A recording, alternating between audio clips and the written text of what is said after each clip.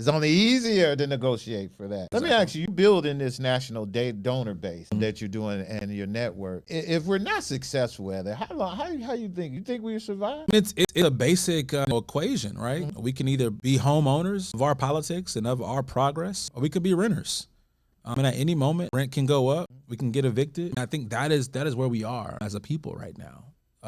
Our progress is going to be directly tied to who is in office and who our leaders are.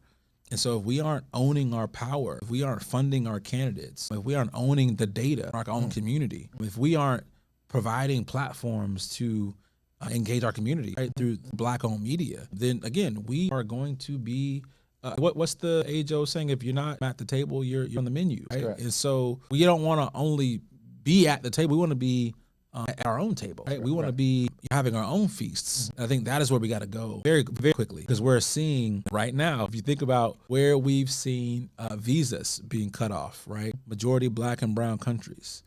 When you think about what's happening with ICE, people are saying, "Oh, it's not us." It can be us very quickly. And so I think people need to wake up to understand that this is go time. Like this is not time to sit back. I know people had a little bit of frustration with how things happened in 2024. That's correct. I want to lean back. I need time off. I want to get that is understood. People had 2025 to get themselves together. Whole year. 2026, it is go time, y'all. We got to be ready for this fight, because it is a fight. And if we don't show up this year, things are going to get worse for us. Do you guys do anything other than the political stuff? So we also do a lot of voter engagement work. Right. So what most people don't know is that the larger side of our organizations do voter registration. We do voter communication. We provide free rides for voters to get to the polls. We do a lot of work with the entertainment community, celebrities and artists who want to use their platforms to advocate for certain issues. So that's actually the majority of work that we do, is not, quote unquote, the political side of the candidates, but it's really about democracy and about voting. We've seen a ton of progress be made in our community through the electoral process. And yes, we want the decision maker to be a Black candidate.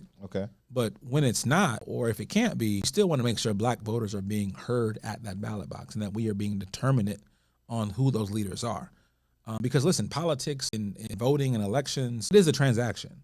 People have long told our community, oh, don't be transactional, while they are being transactional every single day with their votes. So we got to be the same way. Like, we have to look at this as a transaction. What are we getting for our votes, right? You as a donor, what are you getting for your contribution? Now, again, we're not saying pay to play and do anything illegal, but we are saying when you invest in a candidate, your issues that you care about should be prioritized. That's correct. Right? And so I think that is really critical when you think about this work. And so, yes, we do things outside of politics, again, still around civic engagement. Well, until we start financing ourselves, we'll never free ourselves of that politically. Right. So I think that's going to be a major one. We're going to switch into another segment of the show where we're going to talk about building an infrastructure.